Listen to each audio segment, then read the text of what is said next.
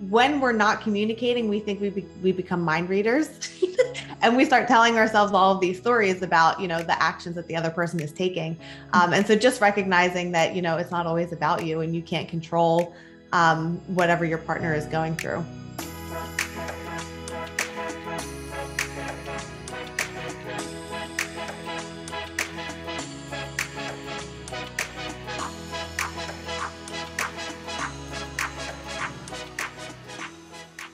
Hello, and welcome back to You Need a Counselor podcast. My name is Julie Johnson. I am the president and founder here at Heart and Solutions. We are a strength-based counseling agency here in Iowa. We're still doing outpatient mental health telehealth sessions via phone and via computer. We are also doing them in our office locations, in schools, and we're doing our behavioral health intervention services in homes for children. So give us a call if you are in Iowa. I'm Chrissa Hunt. I am the Vice President at Heart and Solutions in charge of our BHIS department. So BHIS stands for Behavioral Health Intervention Services. And that is that program that Julie just mentioned, where we go in home and work with children ages 4 through 18 and their families on different behavioral skills. And we can also see clients on telehealth, in home, in school, in office, all across Iowa as well. And this is our podcast, You Need a Counselor. So we are designed for people curious about counseling, but have barriers keeping them from experiencing the benefits of counseling. Our mission is to share stories about counseling, good, bad, and indifferent, and spread the message that everyone can benefit from mental health and behavioral health counseling services. So we post on Sunday nights, new episode every Sunday night at 5 p.m. Central Time. And we just encourage you to do what we're doing. Batch up your laundry or your meal prepping for the week or any other horrible task that you hate doing. Just batch it up. Do it on Sunday nights. We'll be doing that too, getting ready for the week. And that gives you your entire week. If you listen to it on Sunday night, you've got that entire week to get in touch with a counselor, get in touch with some of our guests on the podcast, and get connected for those supports this week. So today we've got a guest with us. We've got Megan Eddinger with us. So I'm going to tell you a little bit about Megan, and then we're going to welcome her to the show. So Megan brings a very unique perspective to our You Need a Counselor podcast. So Megan has had a great counseling experience, or a couple great counseling experiences. She's also had a negative counseling experience. And you guys know we love hearing about those. But Megan, in addition to having experience in individual counseling, working through depressive symptoms, working through some different individual challenges, has also had some experience with couples counseling. She has been married for 19 years, going strong for 19 years. So we're very, very excited to hear about that experience working with a couples counselor, trying to get that support as a couple. So welcome, Megan. Thank you so much for being here. Thank you, Julie. Thank you, Chrissa. I'm so thrilled to be here. So my goodness. So you have been married for 19 years. You married your high school sweetheart, and you guys have three kids as well. So tell us a little bit about how you got involved with counseling, maybe for the first time. Sure. So the first time I ever went to counseling, it was with my husband. It was a couples counseling experience. And like so many couples, it was like a crisis situation. We were on the verge of divorce. We didn't know what else to do. And we were like, okay, well, let's just go to counseling. Hopefully we can fix this. And after many weeks of counseling, our therapist actually recommended that we do split up because we had gotten to a point where we just could not agree on quite literally anything. And our lives were moving in just different directions and we couldn't come together at all over anything. And so we decided with our counselor that it would be best for us to literally take some space from each other while still pursuing counseling with her, both individually. We both went as individuals and as a couple with her. And after many months of that, we were able to finally come back together. But that was, again, a crisis type of situation. And I think that too many people, whether it's individuals or couples, wait until it's in that, like, I have nothing else that I can come up with that I can do. Let's try therapy. And if you try it, sooner than that, it doesn't have to be such a, painful process. I feel like with couples counseling, I think even more so, I mean, we see this in individual counseling, but I think even more so with couples counseling, therapy or counseling feels like a last resort, like a last ditch effort. Like, okay, we've tried everything else we can possibly think of. Let's try therapy, right? And by the time we've come to therapy, if we're in that, like, this is our last shot, right? This is our last attempt. Then by the time we come to therapy, the time that therapy may have been most beneficial to us has maybe passed. And so I love this illustration of your example, because it really does highlight the fact that, a lot of therapy is preventative in couples counseling and in individual counseling. And when we wait until that last minute, when we're like, okay, we're in a crisis, like we've got no other options, then that preventative piece of it, we don't get the benefit of that preventative part. Yeah. And what happened with us was our communication was so bad. It was so bad. And so we wouldn't communicate with each other basically all week long about anything that was like bothering us or anything like that. We would wait until the counseling session, and then everything would come pouring out. And it was always a very like hostile, like argumentative, like sometimes we'd be screaming at each other in her office. And she was like, this shouldn't be like this. Like, we want you to get to a place where this is like a date night. Like, you come to therapy, then you go out to dinner, and then you go home, and it's like a nice date. And I looked at her like, you are out of your mind. There is no chance this will ever be that pleasant of an experience. It does. It sounds, I mean, for people who might be listening who are in that now, right? Where it's like, I can't even talk to my partner. Like, we can't even talk about breakfast without it turning into a fight, right? The idea that couples therapy might be a pleasant experience, right? That it might be like, then you go to dinner and then you go to the bookstore and walk around. Yeah. It seems outrageous when you're in the middle of that. Yeah, but she was right. We did eventually get there. It just took what felt like forever. That's amazing. And so, being able to go, yeah, that sounded unreal, to, yeah, that's what we did and ended up doing, is incredible.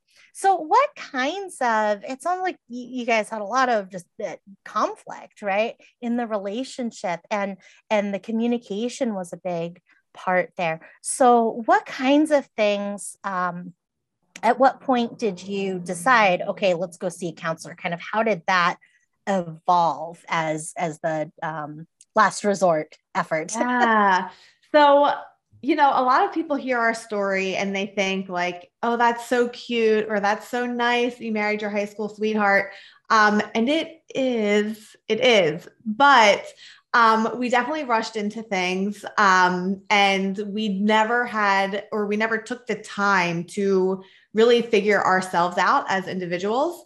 And so that really was magnified, 3 kids and a mortgage later, when we were, kind of coming out of that hustle mode of, going to school and going to work and raising kids.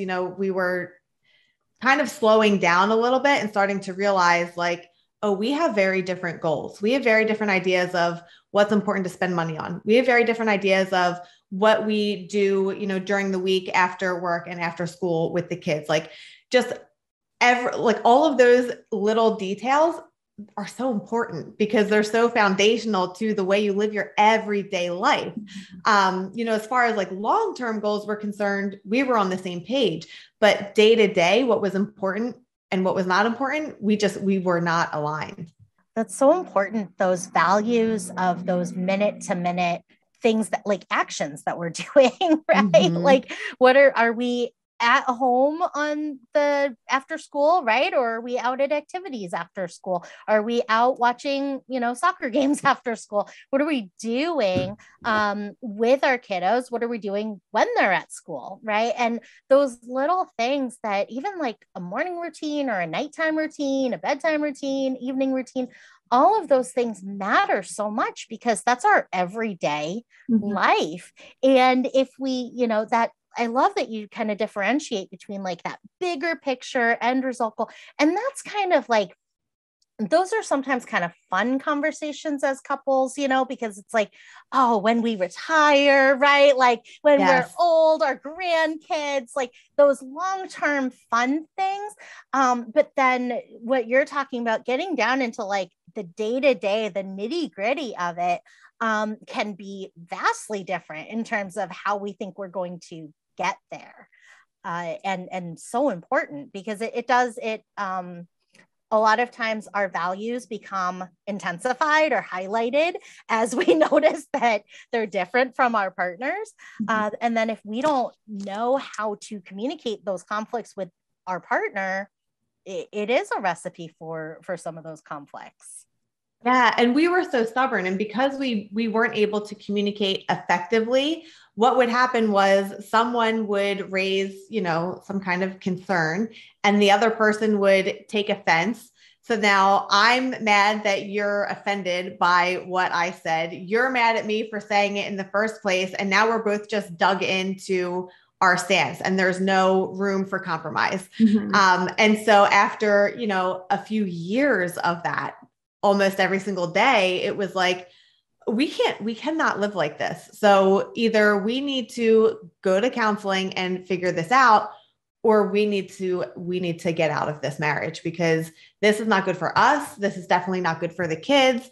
And, there's been different periods in our marriage where one of us was willing to fight harder than the other one. So I always say it's been really lucky for us that we didn't really come to a point where we're both willing to give up at the same time, because we've definitely been in situations where I've been like, F this, I can't do this anymore. And he's been like, no, we can work this out. I can do this. You can do that.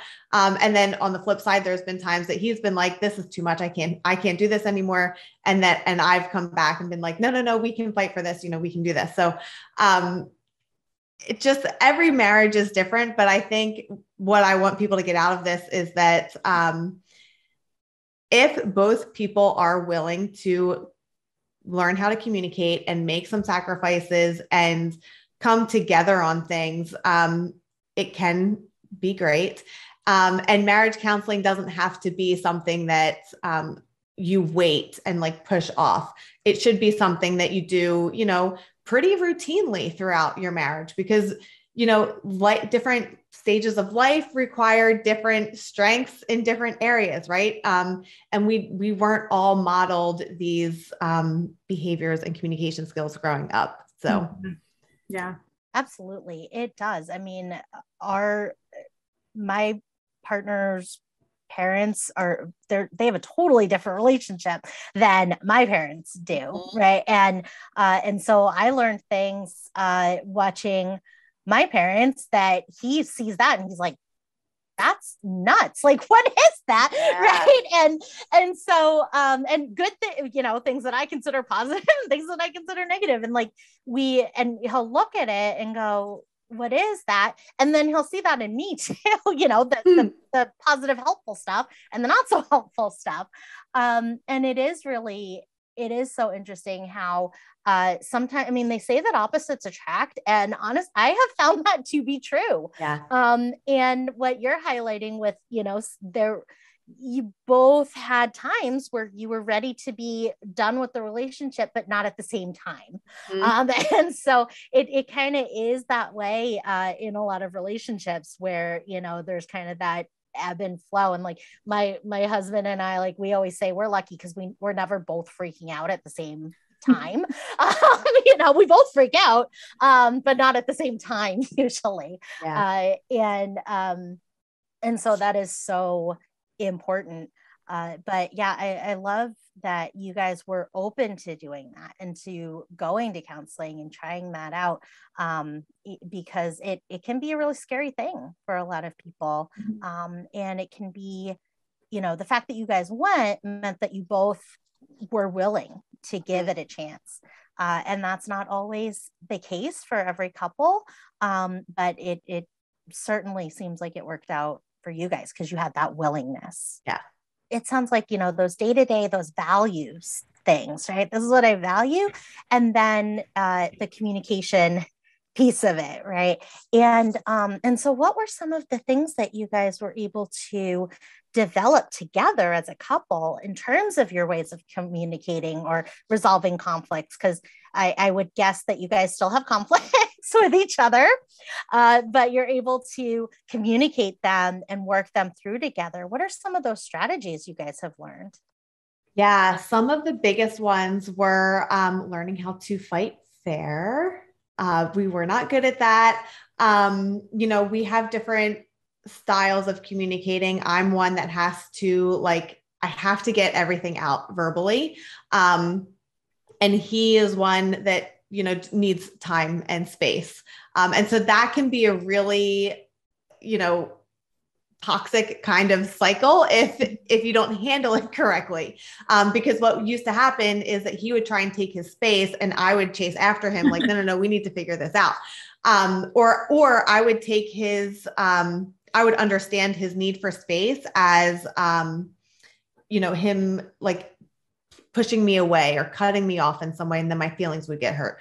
So just really understanding where the other person is coming from goes a really long way. And then not being afraid of having difficult conversations, because what we would do is we would shy away from these difficult conversations because we didn't want to have an argument. Whereas now we're to a point where we can, kind of verbalize ahead of time. Listen, I have this thing that I want to talk about. Can we set up a time that works for both of us, that we're both prepared to have this conversation? It's not like a surprise while we're doing dishes or something. We're both, in the correct mental space, and prepared to hear each other out. And we've gotten really good at repeating back, okay, this is what I heard you say. Is that what you meant? Because again, a lot of times what you say and what the other person perceives and internalizes can be completely different. So those were some of the biggest things that we were able to really get good at.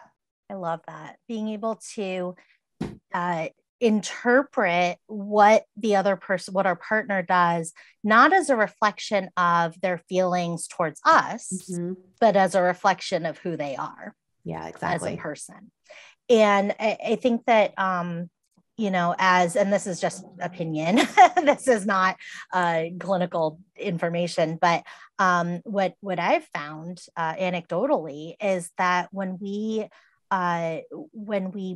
partner and marry at that younger age, right? Or when it's our high school sweetheart, that it's not all the time. My parents met when they were 14 and 15. Okay. And they were in a public pool and my dad and his brother picked my mom up in the pool when she was lounging. I know.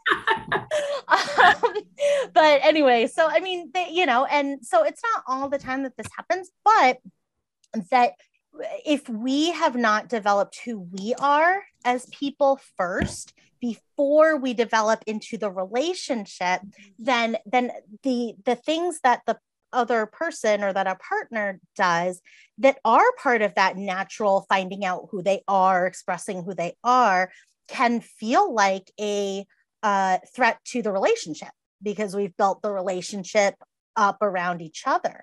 And I met my husband when I was 17. But we didn't start dating until I was 22.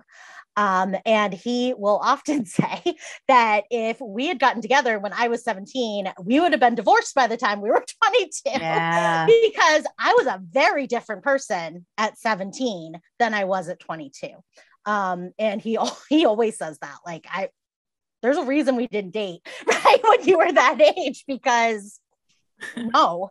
Um, so it really does, I think anecdotally we kind of hear these stories and it makes sense, right? Because that's a time where we're developing who we are as people. And we need to be able to have some of that freedom to do that without feeling like a threat to the relationship. So, and it sounds like in these ways, you guys are really starting to validate each other, right? To say, my partner said this, like my partner is allowed to say that or feel that way or think that way because they're a person. They're not just my boyfriend, my husband, my partner. Yeah. And learning that, it's not always about you. If your partner comes home and they're short with you today, it doesn't necessarily mean that they're mad at you or that you did anything, to cause that. It could be that they were annoyed that they were stuck in traffic. They had a bad day at work, a project didn't go right or something like that. Like when we're not communicating, we think we become mind readers and we start telling ourselves all of these stories about, the actions that the other person is taking. And so just recognizing that, it's not always about you and you can't control whatever your partner is going through. Not seeing our partner as a mirror. I think it's so easy to see our partners and our kids and our siblings and our parents, right? Like because they're all so tightly tied into who we are, it's very, very tempting so many times to see those that we love as a mirror, as a reflection of ourselves. I do that all the time with my daughter. I'll see if we look the same. Okay. Like same face. We did one of those like Instagram, like face swaps one time. And it was like my face, like it was the same. And she'll do something and I'll see it. I'll take it as a reflection of me as a parent or as a mom. Right. And it's so tempting to do that with our kids, with our partners, with our siblings, with our parents. And what you're describing is acknowledging that they're not a mirror of us. They're not reflecting us in their behaviors or their thoughts. So what was that process like finding a couples therapist? Because that can be a really big challenge. It's hard enough for one person to find somebody they like. Yeah. Try to have two people find somebody they agree on when they're not agreeing on anything. I know.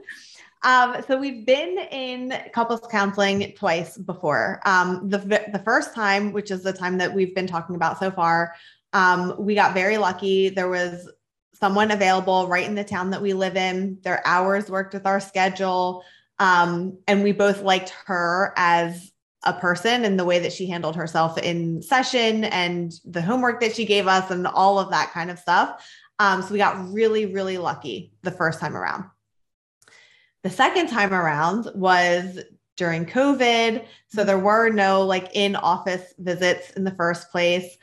Scheduling was a nightmare because we were working from home, like helping our kids go to school from home, still doing all of the practices and everything else that they normally would do as if COVID wasn't a thing. Like our schedule during that time was atrocious. So finding time was a serious challenge. And so we chose the route of like online therapy through an app.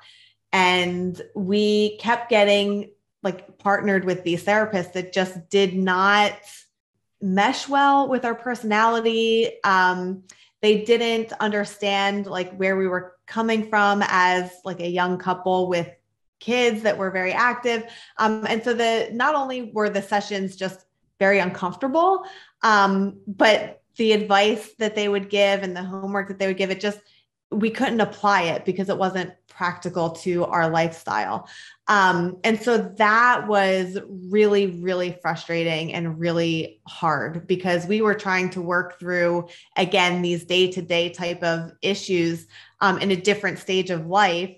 And we couldn't connect with a therapist that could really, I'm sure clinically they were great therapists and really good at what they do. But for us, it was not a good match. And so it made the sessions uncomfortable. It made the tension between my husband and I, kind of amplified at times because the whole thing was just frustrating, added on top of another frustrating experience.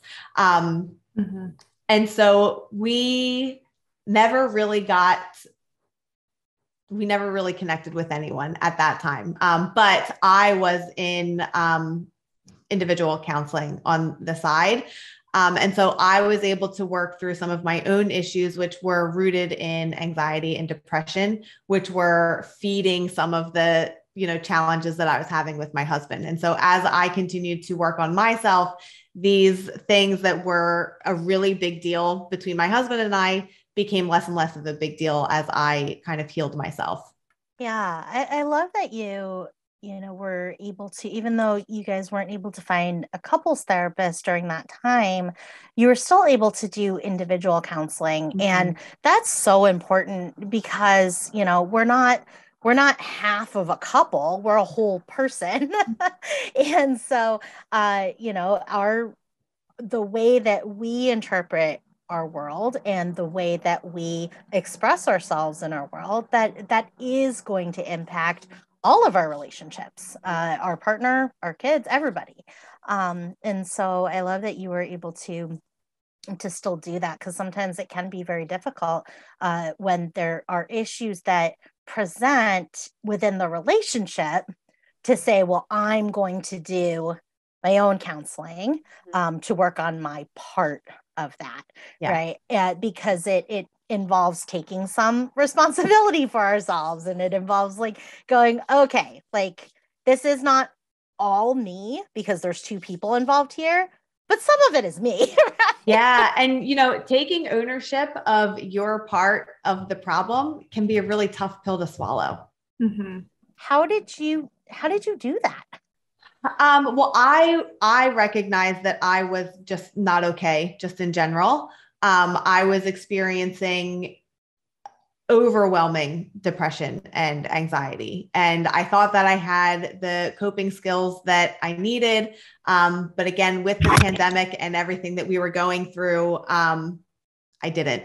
And so I reached out to a counselor to work on myself and to get my hands on some better tools and to really just have someone to talk to that wouldn't coddle me, that would hold me accountable to, making changes and doing the things that I say I'm going to do. But also who was, an expert in holding space for my feelings and validating me when I did need that too. So I think that that's really the value of counseling, is that you get both of those things. You get kind of the kick in the butt when you need it, but you get that, you are entitled to your feelings when you need that too. Yeah, absolutely. Both pieces are equally important at varying times. And I can really relate with how, the things that we're struggling with sometimes, like as an external processor, like there's temptation we've got needs, right? Yeah. And so there's temptation to want our partner to meet those needs. And our partner is not a therapist. Like, no. They don't know how to do those things. They usually know about the kick in the butt part, right? Like they know about like how to be like, hold us accountable, right? Or be like, well, you said you were gonna whatever. But the holding space part, right? Like our partners don't know how to do that usually, right? And even if our partner is a counselor, they're not our counselor. And so I love that, because it can take some of that pressure off of the relationship to meet those needs, because I'm getting those needs met in an appropriate venue with an appropriate person. Exactly. Mm-hmm. Yeah, I like that, especially for external processors, because like we need that, and for it sounds like you're for couples where one person is an introvert and one person is an extrovert, that introverted partner can be extremely overwhelmed by their extroverted partner. And so I love that ability for you saying, nope, these are the things that I'm going through. I'm going to meet those needs. I'm going to take care of myself so that burden is not on my partner to do that. My partner can now be my partner and not my therapist. So you tried this app and it just didn't work. And it felt like it was because the counselors that you were meeting on there, they just weren't understanding, not even that they weren't like in the same phase of life or experience, but they just weren't absorbing what you were putting out there, it sounds like. Yeah. And that's the most important part is that when we say something to the counselor, that they hear that and that they absorb that, and that their understanding of what we've been communicating to them is reflected in what they put back to us, right? The homework assignments and suggestions and all of that. And so I love that you were able to kind of identify that and identify like, well, here's the differences between this counselor that we met with, that we really both enjoyed, and then these other counselors that we tried. And so that if you guys continue on and you go, yeah, I'm going to, we're going to start up again, right? Preventatively, that you guys know what you're looking for. And that's so important. Yeah. So how did all of this kind of healing transformation in your relationship, did you see impact for your children as you guys went on this journey together? That's a really interesting question. I would say yes.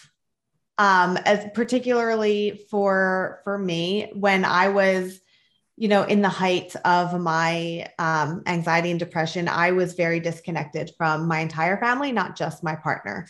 And that's not who I am. That's definitely not the kind of mom that I am. And so when I was able to kind of see more clearly and I was able to better manage stress and get us into a better routine and all of that kind of stuff, I was able to better connect again with my kids. And so there was a difference in their behavior. There was a difference in the conversation at the dinner table. Just everything about our environment was different. But the biggest difference, we recently went on a trip for spring break, and we're campers. We like to camp. And we were sitting around the campfire, and this is 2 years after I first started therapy. So 2 years later, we're all sitting around the campfire and we're doing like marshmallows and s'mores and all that good stuff. And I grabbed one of the skewers, and it was still hot, and I burnt my hand. And so I leave, I curse a little bit, and I leave and I go take care of my hand. And I come back, but I still have like tears in my eyes. And my oldest, who's 17, he looks at me and he goes, wow, I haven't seen you cry in a really long time. And I used to cry, and I'm going to cry now. I used to cry every single day, and they would see it because I would cry out of frustration. I would cry out of general sadness. I would cry because I was mad. Like no matter what, I pretty much was just always crying. And so for him to say out loud, like, wow, it's been a really long time since I've seen you cry, that hit me. Absolutely. Being able to know that he is seeing that change in you. And that he was able to verbalize that he's seeing that change. I mean, how encouraging is that, and happy tears as you're reflecting on that, right? Like, that's great. Like, let's keep the happy tears going. But I just think that's amazing how, at the age of 17, he's able to read those emotional indicators, and he's able to express that verbally. And that's huge, for a 17-year-old to be able to do that. Change in counseling and growth as individuals and as a couple, it can happen so slowly. And like week to week, it can feel like nothing is changing. Like it is the same. Like, what are we doing? And then to be able to kind of have that snapshot, that like mile marker of like, no, wait a minute, look at where we are. Like these changes happen so gradually. We didn't even notice until he said that, it's beautiful. And it's so encouraging for people who may feel stuck, who feel like I'm doing this every week. I'm doing my own counseling. I'm doing a couples counseling. Feels like nothing is changing, but that feeling that nothing is changing isn't always accurate. Yeah, exactly. And it's hard work. It's really hard work. It's hard work when you're in session. It's hard work between sessions. Working on yourself or working on your relationship, none of it is easy.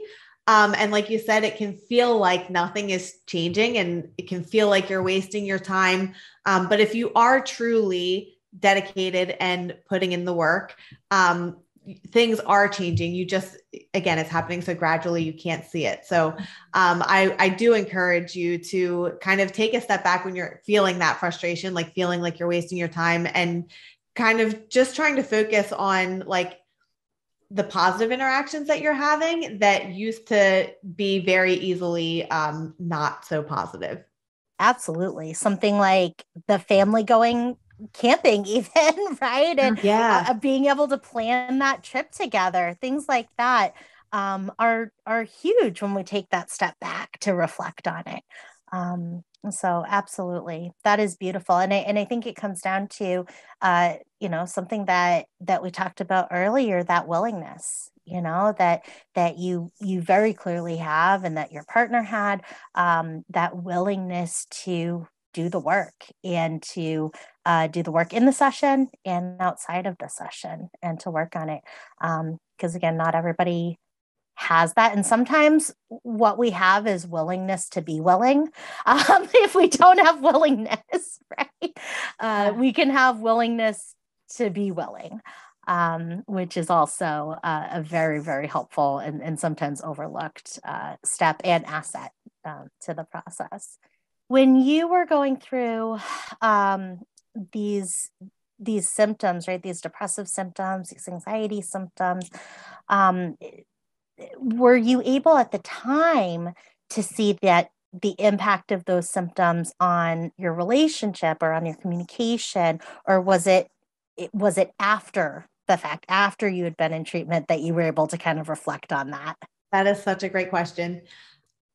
I would say no. When I was experiencing the anxiety and depression at the height, I first of all was in denial that I had any kind of problem. And I wanted to blame the problems that I was creating because of my symptoms on my family. And so not only was I in denial that I was not okay myself, but every time that, my symptoms would contribute to some kind of argument or something that didn't go right, I would blame the other person. Like it's their fault because, X, Y, Z. I had to go through that, and I had to take a hard look in the mirror and recognize that, while we all have our own things, my mood in general was contributing to a lot of the chaos in our house. And so I had to say, like, Megan, you need to talk to someone about this. And, because I did that, she was able to help me, find a doctor and get on some prescription medicines as well. And I think that's really important to highlight, because I was, dead set against using prescription medication. My husband would recommend that I take prescription medication, and I would lose my mind on him, lose my mind totally. And, every couple of weeks, I saw my counselor every single week for like almost 10 months. And every couple of weeks, she would kind of bring it up very gently, and I would shoot her down.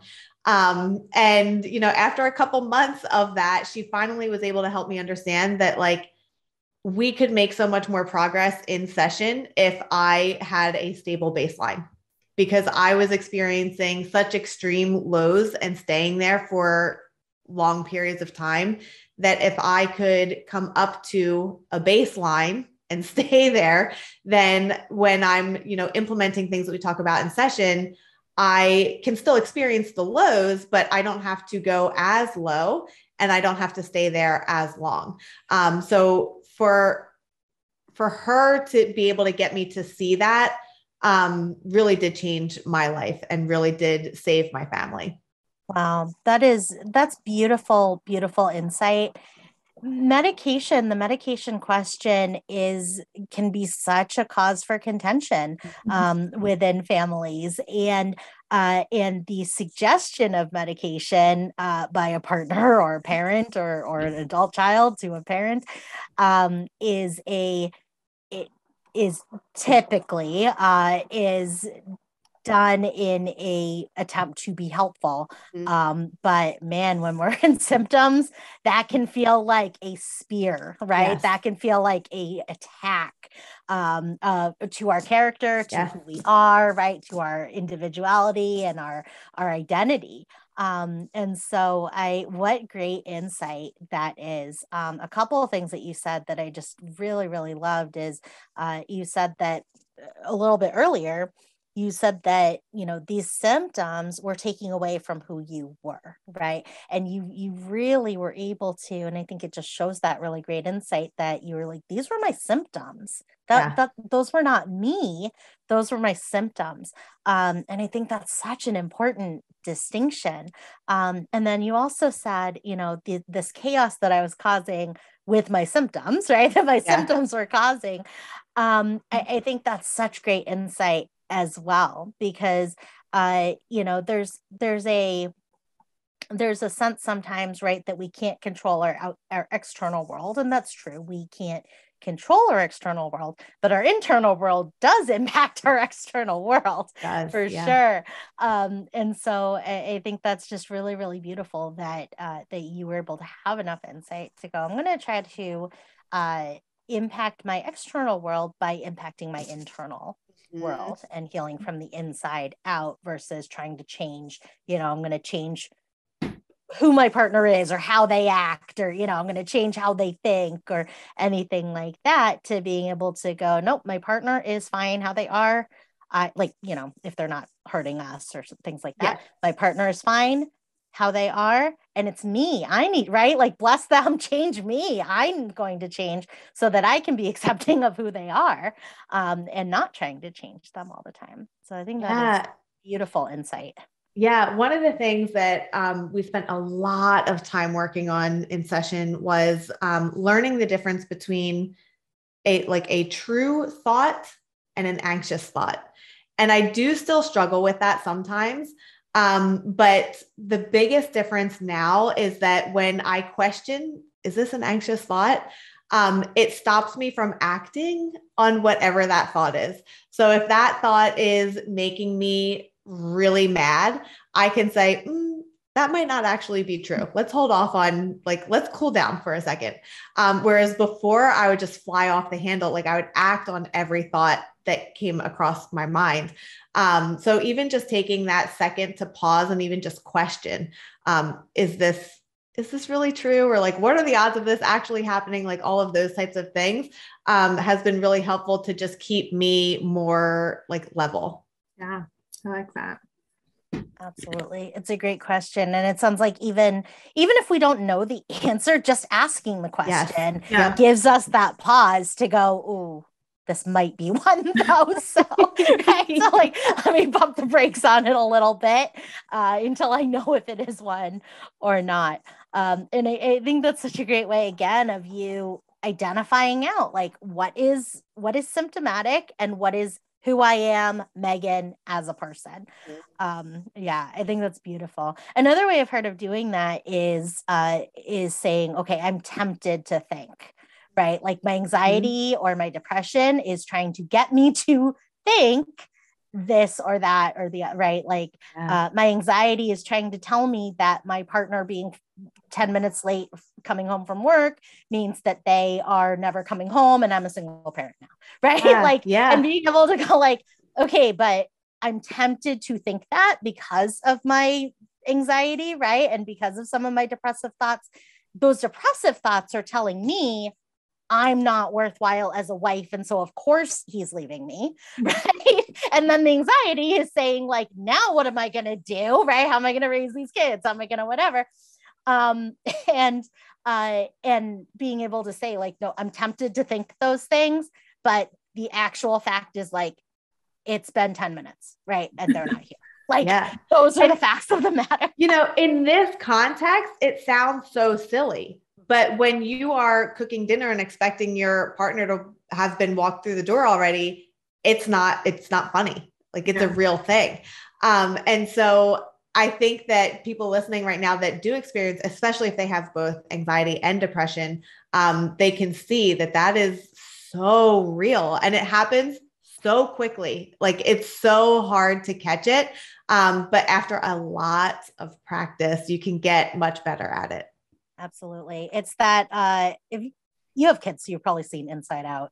Yeah. But that the train of thought, right? Like the train of thought that goes through Riley's brain, right? I love that because it is a speeding train, these thoughts, these temptations of thoughts. And our thoughts turn into feelings. We can't control our feelings, but we can control our thoughts. Right. But they go so fast. It's that train of thought, and it is well named because it is fast. And then when we dissect it and we are able to, like you said, ask that question of like, whoa, like, is this an anxious thought? Right. Then we can pump the brakes on it a little bit and go, oh, yeah, maybe it is, or maybe it isn't, but it could be. So let me hold off, right, on sending 50 text messages or something, like, let me not call their boss, right? Like, yeah, exactly. All of those things, and just like putting the pause in there. So these are really, really great strategies that you have learned and that you and your partner have been able to implement together. I think it's just a really beautiful story of working together on the things that involve both of you, and then also on taking accountability and responsibility for the things that really only involve us. Yeah. Right? And so, yeah, I just think it's beautiful. And I thank you for sharing your experience with us today. Yeah, of course. So if you could give a suggestion to somebody who might be on the fence about starting either individual counseling or couples counseling, what suggestion might you give that person? I would say it sounds like not helpful, but I would say to just take the first step. Just visit psychologytoday.com and see who's available in your area. Download an app and see who's available on the app. Start reading, the profiles, like all of these therapists, psychologists, whoever, they have online profiles. It is like dating. Just start reading them and see like, oh, I might connect with this person, or this person, doesn't have the expertise that I'm looking for. Let's move on. Just starting to do your research is the first step and can get you more comfortable with the idea of actually then making the phone call or sending the email. Yeah. I love that. It is like dating. It really is. If Psychology Today wanted to up their game, they should make their app where you can swipe left or right. Swipe right or left. They should. More and if it's a couples counselor, it should be the one where, like, if you both swipe right on the person, then it connects you. Or left. I don't know how it works. Is right? Right. Mm-hmm. Right is connect. Left is go away. Go away. Yeah. Oh, that's funny. That's a good idea. I like that. All right. Excellent suggestion. Megan, thank you so much for being here with us and for sharing your experience. It's just a beautiful, beautiful story. I know it was not easy, but the outcome is absolutely beautiful. Thank you. I am Megan Eddinger, and I need a counselor. Awesome. Me too. So does Chrissa. Everybody does. And thank you so much again for being here. Yeah, of course. I hope that it was helpful. Definitely. I think so, for sure. If you are in the state of Iowa and you're looking for a counselor, either over the phone, on telehealth, or in any of our location offices, give us a call at 800-531-4236. Or you can visit our website at www.heartandsolutions.net, N-E-T. Psychology Today, such a great resource. So glad that Megan brought it up, because you can find a counselor in any state, in any zip code, on Psychology Today. So we're not sponsored by them, but we hope to be someday. Yes, definitely. Yeah. Okay, and like Julie mentioned at the beginning, we post new episodes every Sunday at 5 p.m. Central. So save up whatever task you hate doing, laundry, meal prepping, running on your treadmill, and listen to us at the same time that you're doing that, so we can help convince you to call a counselor and get set up with services that week. And if you have any questions for us, you can reach out to us on You Need a Counselor Podcast on Facebook or You Need a Counselor Podcast on Instagram as well. So I'm Chrissa Hunt. And I'm Julie Johnson, and we need a counselor. And so do you. Bye. Bye.